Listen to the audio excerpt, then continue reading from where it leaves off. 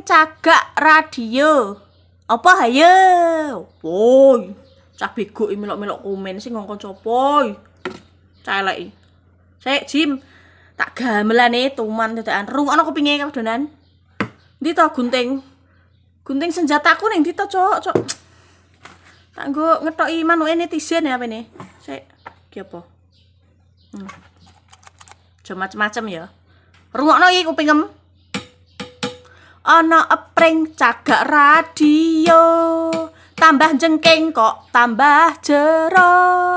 Mancing piting oleh pitulane ora jengking yo ora metu. Sego rames lawoe pisah.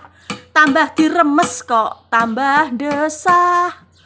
Ayam penyet buntel godhong tales. Dhuwur dipenyet lah kok ngisor teles.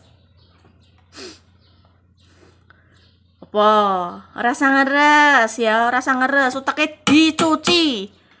Kalau wong dandan ikran sing ngurus uteke kono, aku sing disalahno ae. Aku ki bocah apian wisan, bocah alim aku ki kok diarani sing ora-ora. Sedih aku.